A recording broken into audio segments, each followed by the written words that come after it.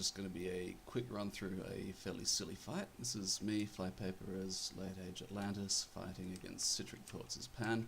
Now this is pretty much what's left of CitricThoughts' forces after I've been sitting on him for about 3 weeks, maybe 4 weeks in fact, in real time, including a couple of weeks where Mech42 subbed in for him. So this is what he has left and what he's been able to summon up while I've been sitting on him.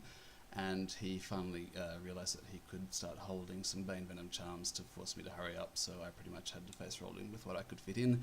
And it's also what I could fit in without starving. I was starving for a couple of turns and I really couldn't let that keep happening.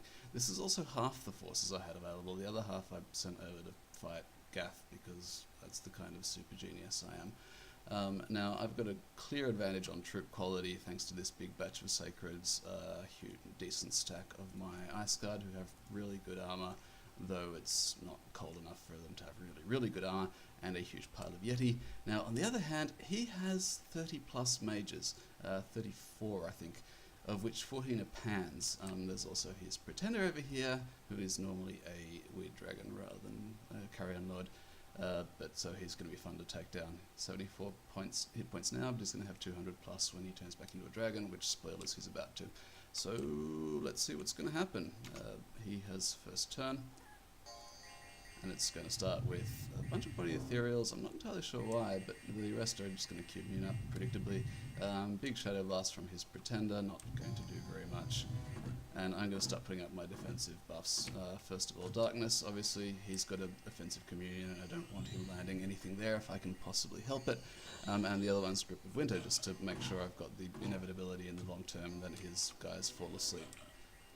I was supposed to have a Wailing Winds caster here, except I, like an idiot, didn't give him his Death Stick in time.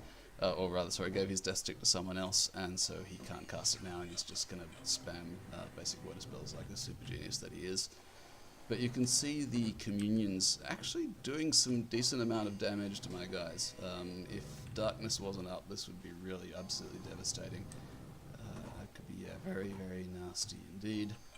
The Cascades, not as effective, but, you know, still better than nothing. And here comes the Iron Bane. That was the other thing I needed to have up just to flip this game, because he has his Centaur Cataphracts, and these guys are ridiculously tough, especially with Legions of Steel on them, which he could easily cast, and in fact did. But Rusted Armor means that I'll be able to punch through that eventually.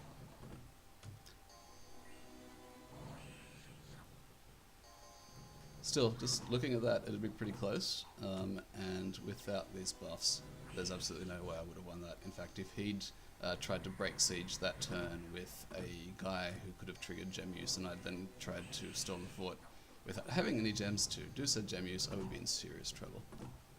Got a Liquefy off there, those are nice. Just did a nice big hole in this guy's. Not sure why this guy advanced. He might have tried to run into short range to cast a range spell because he couldn't see, he could have Darkness, or he could have just been unscripted, or he could have just gone insane, who knows.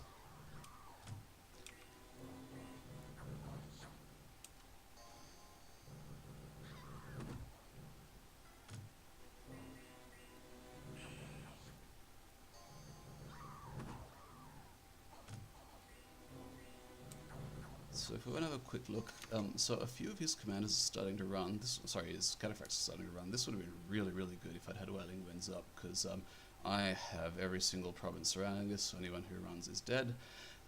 Unfortunately I don't, and the sooner these guys run the better.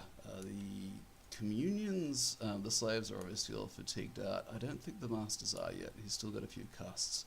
On the plus side though, his Pans are pretty much all asleep because he didn't lead with Summon Earth Power with some of them, which he really should have done. And with Grip of Winter up, that means they're probably not going to wake back up. I'm just going to keep freezing them down, or they're not going to have much of a chance anyway.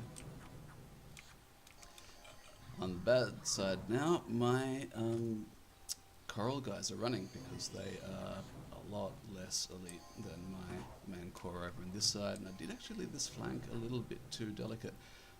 So if these Phantasmal Wolves were actually capable of killing anything, they might be a serious threat. Being Phantasms, they just run straight through the wall and straight down here.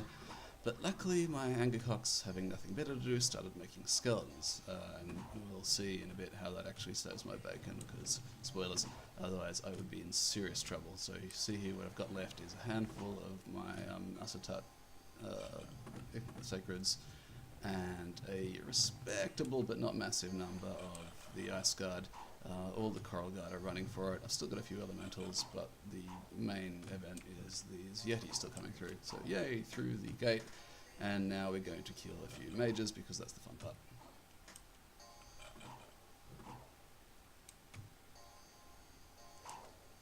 The Yeti are actually thinking they're close enough to throw ice things there. I don't think they did anything. Nasty big wind blade there, and a nasty shockwave, which is going to take out a few bits towards the end. But so it's going to be pretty much just the Yeti and the skeletons actually finishing things off. Oh no, Pans did wake up after all. Oh, guess I'll just kill him. So the big guy on 260 hit points, he's not going to be easy to take down.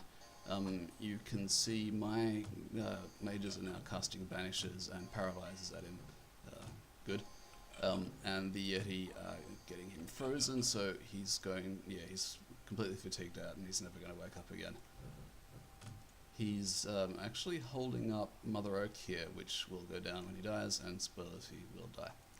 So that's good news. So the Yeti ran for it because this guy has ridiculous fear aura. On the plus side, they kept him frosty beforehand, so now it's just poking him with skeletons and casting Paralyze. Paralyze hasn't, and there we go, Paralyze lands. And so now, and he's on 200 fatigue plus, which means he's even taking damage from the Grip of Winter. And pretty much every poke from those skeletons is going to be, if not a crit, then pretty close to it. So it's just a matter of poking him to death now.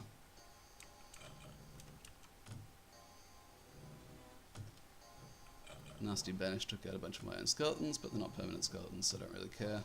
And now it's just a matter of poking the last two mages to death, well, the one mage and the one priest, where I'm not entirely sure where he got this guy. Must have stolen him because he beat Raga earlier, so he must have gotten some kind of charm spell off him. Alright, I'm going to end the video here so I don't accidentally show off bits of the map I don't want to show off, and I'll put up the actual battle result screen as a screenshot.